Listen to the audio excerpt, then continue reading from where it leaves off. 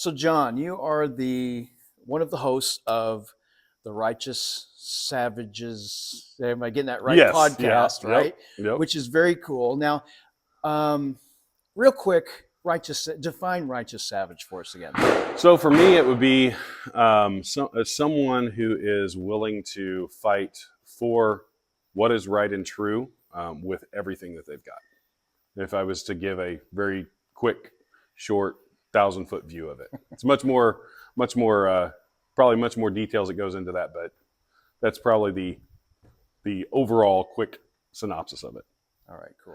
Well, I'm a local boy that grew up in Southern Illinois. I was born in a church parsonage in 1982, so I just hit 41 years old.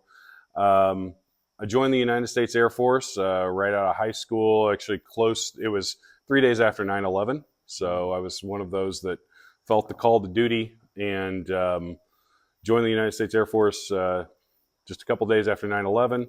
Did 12 years in the Air Force, mainly working maintenance on aircraft, and then came back to Southern Illinois, going to college. Thought I might move to Texas because I love out west, and when I was in Texas, I loved living there. And then I met a girl, and we had a class together and went out on a couple of dates, and we now have 2 biological children and a foster child, and All right. I'm very involved in my local church. I actually lead worship at one of the local churches here in Marion, Illinois, and work as an engineer at an auto plant.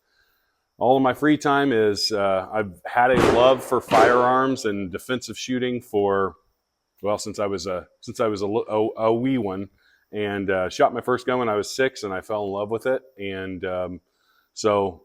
When this place opened up, I started coming out and befriended Dave, did a bunch of classes with him and some of the other places that come through here, and eventually worked my way up to becoming an instructor. And basically, me and Dave became, I would say, best friends, really, and decided that we were going to start a venture together. And that's kind of where the whole Righteous Savages podcast and Cool. So, John, some interesting stuff happening in New Mexico recently. I'm sure you've been following it. What's your spin? Just a brief explanation of what we're talking about for our viewers here that happened recently in New Mexico that pertains to our Second Amendment rights.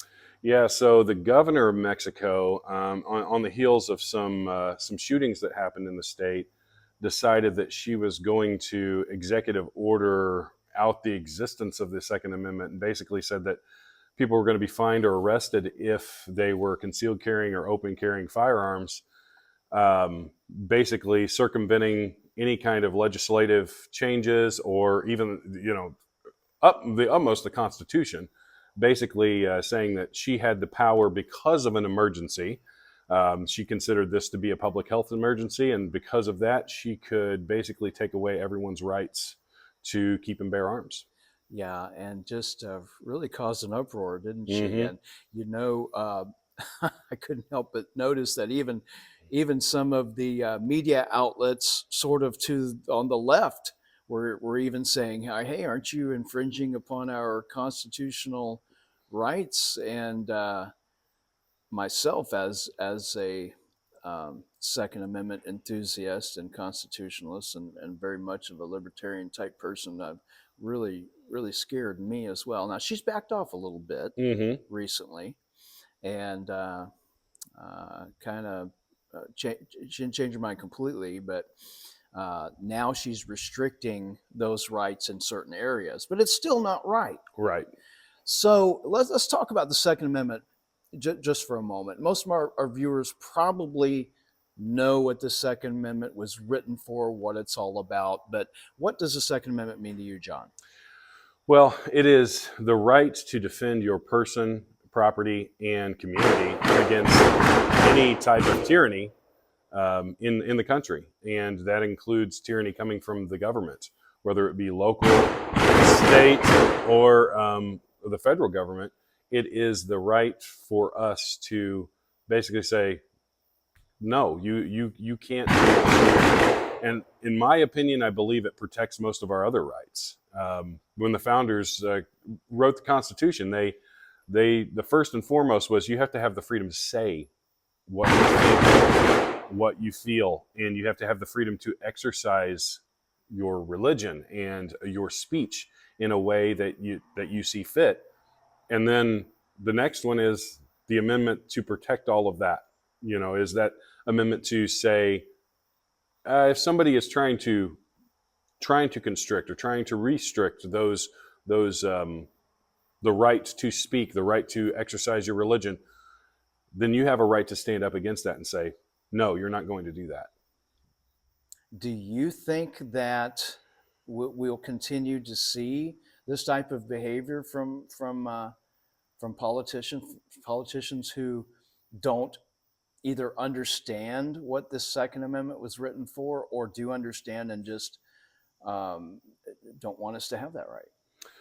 Yeah, I think it's going to continue because I think if we look over the last 3 years, all we have seen is the government testing constantly, whether it be COVID or whether it be in Illinois, we have the assault weapons ban, which is a clear violation of the Second Amendment.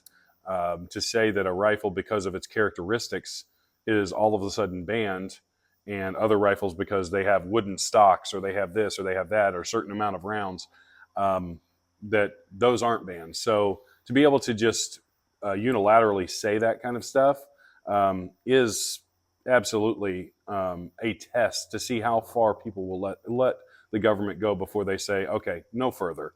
And I think that I think that in reality, a lot of the people that are anti-gun do realize the truth of the Second Amendment and what it actually means. They just want to ignore that, and they use.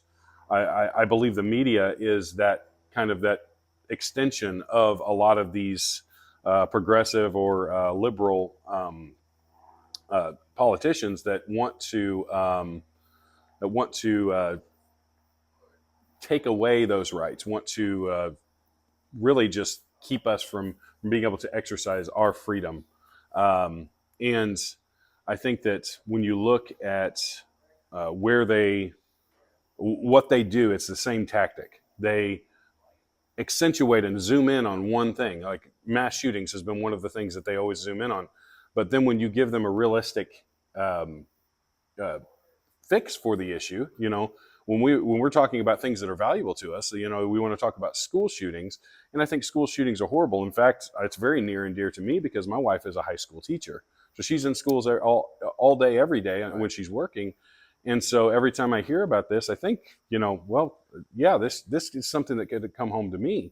Yeah. And when we're talking about, our politicians, what are they protected by? Men with guns. That's right. What are our banks protected with? Men with guns.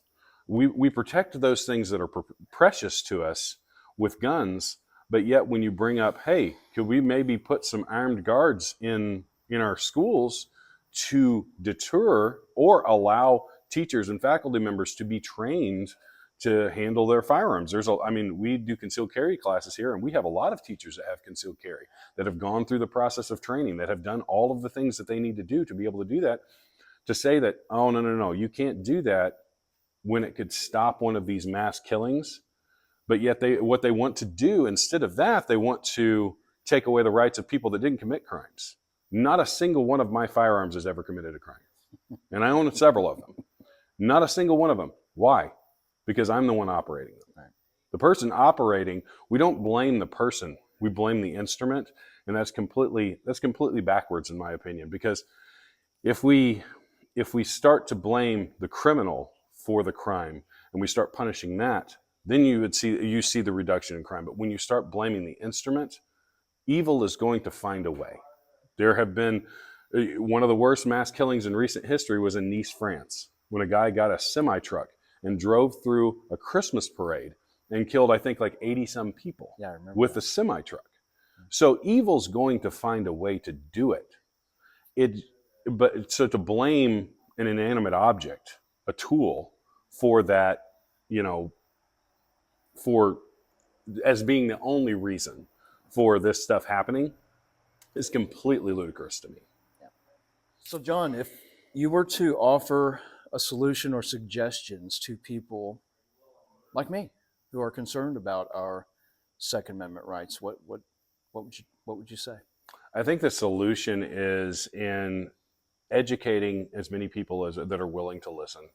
I have had several people that I work with just down the road here that were either kind of on the fence about guns or even in some cases anti-gun, and just having conversations, not barreling through them or bulldozing them with just all these facts and numbers, but having a conversation and leading them through that process on their own, of asking them pointed questions of, well, what do you do when this happens? How would you handle this? And explaining to them that this right is of the utmost importance to our freedom, our liberty, and the e pluribus unum that we talk about in this country. That is really the of many one. That's united. We have to be united. We have to unite with people. We have to have conversations. It seems like nowadays, they say the divided we fall. I feel like this country is very divided, and I think that we're on the verge of something going really wrong, and us losing the foundation of what this country was built on. And if we open up discourse, and I'm not talking about just on social media, I'm talking about face-to-face discourse. Mm-hmm. Let's talk to people. Let's educate people. Bring a friend that may be anti-gun out to the range and show them, hey, we exercise this right. And in a lot of cases, they discover that, oh, well, maybe I'm not so anti-gun. Maybe I'm not so for the government being in complete control. I've actually experienced that myself. It's not so easy to get them out, but I have been able to, I'm not going to say convert, but I've been able to show people how much fun we can have. And I've certainly think I've helped to make people kind of rethink their opinions. So what about lobbyists? How important is it to support political groups and lobbyists and different organizations, in your opinion? Very important. There are a lot of really good organizations out there. Gun Owners of America, I know, has filed several lawsuits on behalf of gun owners in this state and in several other states. NRA is obviously the older tried and true that's been around for decades.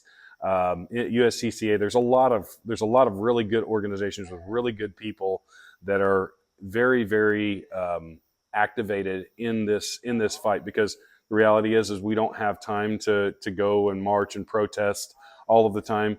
We all have jobs, we all have families, we all have other commitments, but it is very, very important, I think, to support either financially or just with your voice these organizations in this fight. And I do believe in a lot of ways we're winning. And the reason I believe that we're winning is, if you go back, I just go back my lifetime. Okay. In the mid-1980s, you couldn't conceal carry in Texas. You couldn't conceal carry in almost any state in the union. If you look at where gun laws have moved, and really in 2008 was really when the floodgates kind of opened with the Heller decision and all of that kind of stuff in the Supreme Court. It opened up a lot of avenues for these organizations to be able to file lawsuits, to be able to get our rights. The reason we have concealed carry in Illinois was because of a lady in Anna who got beat up at a church, and she was an avid shooter. And she got beat up because this guy walked in thinking that she had the money from Sunday. It was a Monday morning. And I think it was the Illinois Rifle Association, filed a lawsuit on her behalf, and as a result of that lawsuit, we got concealed carry in Illinois. Wow. So don't think that your voice doesn't matter. Don't think that, I live in a small town or this. You never know when something that happens to you is going to spring onto the national scene. And I believe that we should all be engaged with these organizations.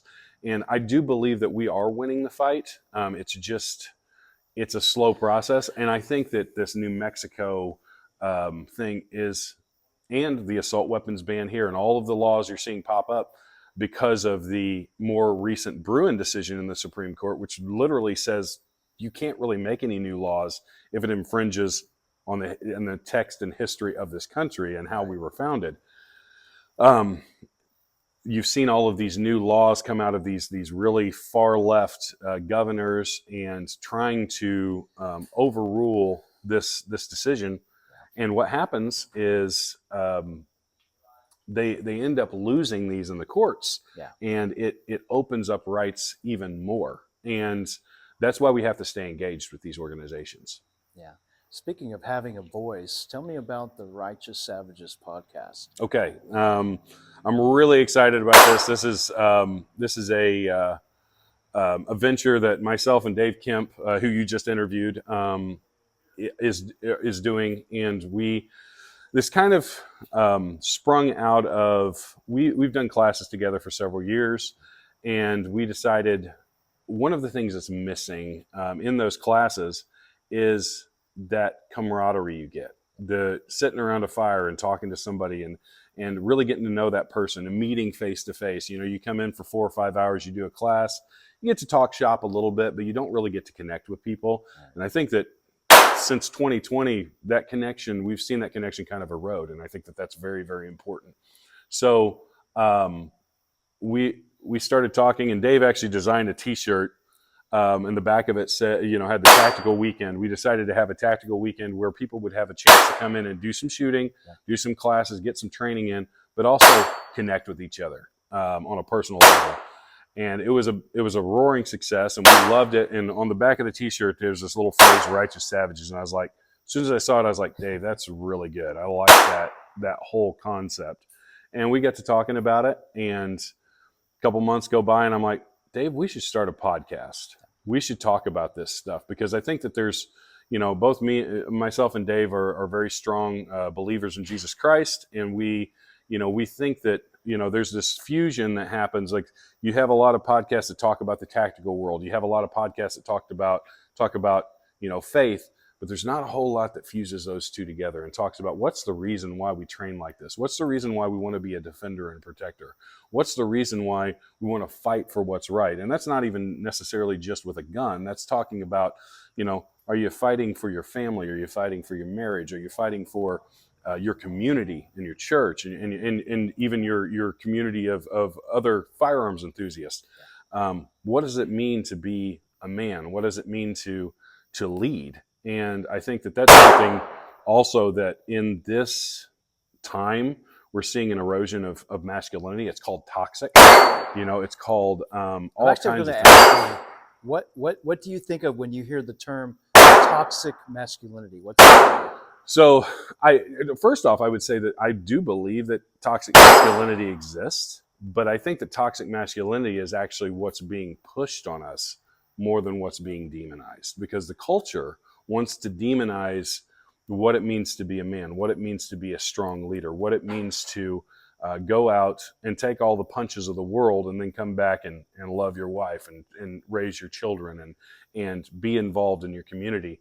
And they want us to be subdued. They want us to be on the sidelines, because there's an old saying, strong men build good times breed weak men make bad times. Yeah. And I think that what we're seeing right now is we're seeing a lot of guys that are engaged in their video games more than they are in their local community, or even in the fights that we're in right now. Yeah. You don't see a lot of men getting out there and getting connected with what's going on in the world, and what, we'd rather just, take a time out and sit on our couch and play our video games, drink our beer and that kind of stuff, or watch our sports. And there's nothing wrong with any of that kind of stuff. I'm not saying that, but what I would say is that I think that we're called to something higher.